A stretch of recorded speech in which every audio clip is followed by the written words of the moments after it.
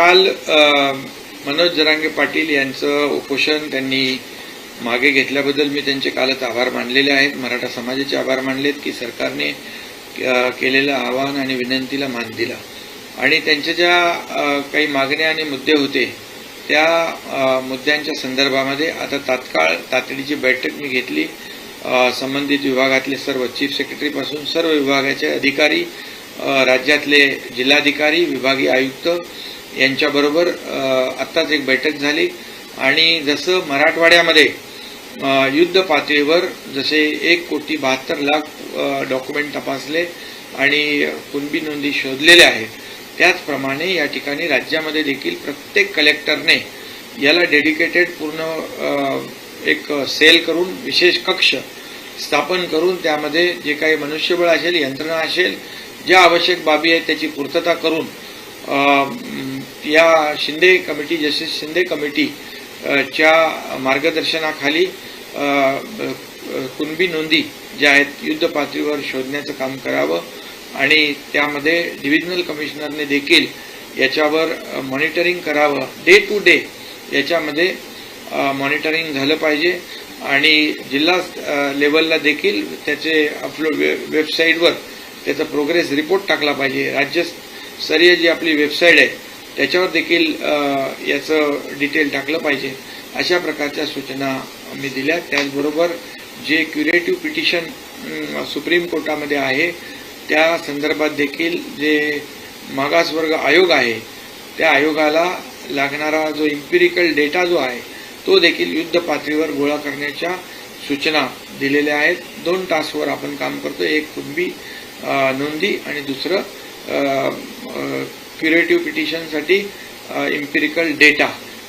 मराठा समाज मागास कसा आहे हे सिद्ध करण्यासाठी जो काही मोठ्या प्रमाणावर सॅम्पल सर्वे करण्याची आवश्यकता आहे त्याच्या देखील सूचना दिल्यात आणि जिल्हाधिकाऱ्यांनी त्यासाठी एक विशेष कक्ष स्थापन करावा आणि त्याला लागणारं सगळं यंत्रणा, मनुष्यबळ उपलब्ध करून द्यावं आणि स्वतः जिल्हाधिकाऱ्यांनी त्याच्यावर लक्ष ठेवून काम पाहावं.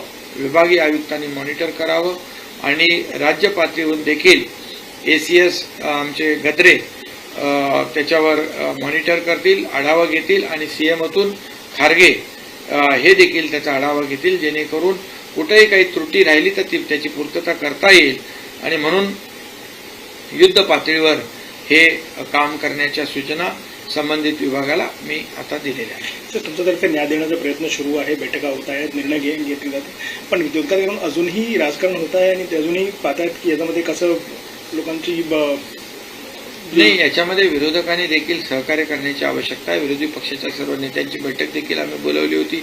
त्यामध्ये त्यांनी देखील अगदी शरद पवारांपासून सगळे होते, काँग्रेसचे नेते होते आणि इतरही सर्व पक्षांचे नेते होते. सर्वपक्षीय बैठक बोलवली. त्याच्यामध्ये देखील मराठा समाजाला आरक्षण मिळालं पाहिजे, कायदेशीर आणि टिकणारं हे आरक्षण देण्यावर सगळ्यांचं एकमत झालं आणि राज्यात कायदा सुव्यवस्था, शांतता अबाधित राहिली पाहिजे यावर देखील सगळ्यांचं एकमत झालं. त्यामुळे नक्कीच यामध्ये मराठा समाजाला आरक्षण देण्यासाठी टिकणारं आणि कायद्याच्या चौकटीत बसणारं यासाठी सर्व माझी विनंती, आवाहन आहे की विरोधी पक्षाने देखील याला सहकार्य करण्याची आवश्यकता आहे आणि त्यांनी ते करावं. आणि मनोज जरांगे पाटील आणि सकल मराठा समाजाला देखील माझे आवाहन आणि विनंती आहे की राज्य सरकार जे काम करत आहे सिन्सिअरली, अतिशय गांभीर्यपूर्वक युद्ध पातळीवर ॲक्शन मोडमध्ये राज्य सरकार कामाला सुरुवात केलेली आहे आणि याचा डे टू डे आठवड्याभराचा प्रोग्रेसिव्ह रिपोर्ट देखील जनतेसमोर देखील मांडला जाईल जेणेकरून लोकांना देखील अवगत होईल की सरकार अतिशय सिन्सिअरली याच्यावर काम करते आहे. सर, कल जिस तरीके से जरांगे पाटिल ने अपना अनशन खत्म किया था और सरकार ने आश्वासन दिया था कि कार्रवाई होगी, आज बैठक भी हुई है, अधिकारियों को निर्देश भी दिए गए, क्या हुआ बैठक में सर हमें बताएं. कल ही मनोज जरांगे पाटिल और उनकी टीम जो थी उन्होंने सरकार के आश्वासन पर विश्वास रखा. यहाँ से 2 निवृत्त न्यायाधीश जो रिटायर्ड जस्टिस उनको भी भेजा था, गायकवाड़ और सुकरे जी, और उन्होंने उनको काफ़ी जो कानूनी बातें हैं, कानूनी दायरे में कैसे ये हमारा मराठा आरक्षण जो रिजर्वेशन कैसा टिक पाएगा और कुणबी जो सर्टिफिकेट है, जो पुरानी उनकी जो नोंद है, दस्तावेज है, उसके बारे में कहने के बाद में हमारे मंत्रिमंडल के सहयोगी भी वहां गए और सरकार के आह्वान को, विनती को उन्होंने मान देकर अपना अनशन पीछे लिया और उन्होंने कुछ मांगे जो है, उनकी जो डिमांड्स है, जो मुद्दे हैं, उस पर तुरंत आज सरकार भी एक्शन मोड में आ गई है। सरकार, मैंने अभी चीफ सेक्रेटरी से लेकर सभी जो संबंधित विभाग के सेक्रेटरी हैं उनकी एक बैठक ली और पूरे राज्य के कलेक्टर और डिविजनल कमिश्नर उनको भी उनके साथ बैठक हो गई है अभी, और उनको सूचनाएं दी गई है कि जो कुंभी जैसे प्रमाण पत्र मराठवाड़ा में 8 जिलों में देने का काम जस्टिस शिंदे कमेटी ने किया है, उसी तरह वैसे ही काम पूरे राज्य में हो। और इसलिए कलेक्टर को आदेशित किया है कि इसके लिए एक विशेष कक्ष बनाया जाए और उसका डे टू डे मॉनिटर हो, उसको यंत्रणा जो है, मैन पावर है, सब चीजें जो आवश्यक है, वो सब देने का काम जिलाधिकारी के माध्यम से हो जाएगा और डिविजनल कमिश्नर ने उसको भी मॉनिटर करने का काम करना चाहिए।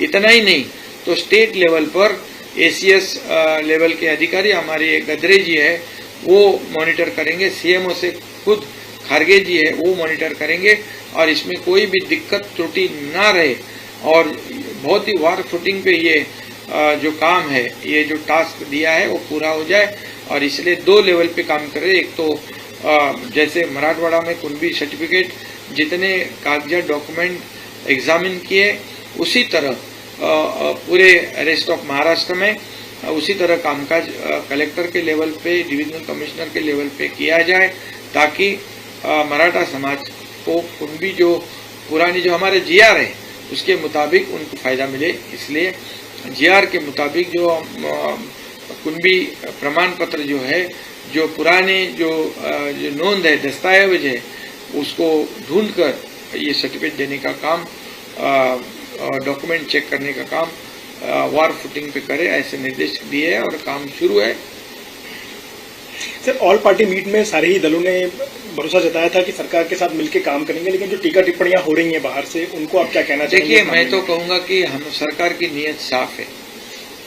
सरकार पूरी तरह, सरकार का इंटेंशन क्लियर है कि मराठा समाज को न्याय मिले और वो भी टिकाऊ हो और कानून के दायरे पे ये टिकना चाहिए, कानून के दायरे पर कंफर्म होना चाहिए। इसलिए जैसे पिछले समय जो देवेंद्र जी मुख्यमंत्री थे तब रिजर्वेशन दिया, हाई कोर्ट में कंफर्म हुआ, लेकिन दुर्भाग्यवश सुप्रीम कोर्ट में रिजेक्ट हुआ और ऑब्जर्वेशन में जो खामियां, जो त्रुटियां निकाली है, उस पर काम कर रहे और बैकवर्ड कमीशन काम कर रहे हैं। उसको भी ये कलेक्टर लेवल पे, जिले लेवल पे जो भी आवश्यक मदद चाहिए वो देने का काम, एम्पिरिकल डेटा कलेक्ट करने के लिए भी वॉर फुटिंग पर काम करेंगे। और इसलिए सभी अपोजिशन पार्टियों को भी मैं आह्वान करता हूं, जैसे उनको मीटिंग में भी बुलाया था तभी उन्होंने सहयोग किया था कि मराठा समाज को आरक्षण मिलना चाहिए और राज्य में कानून व्यवस्था ही बना ये रखने की आवश्यकता है।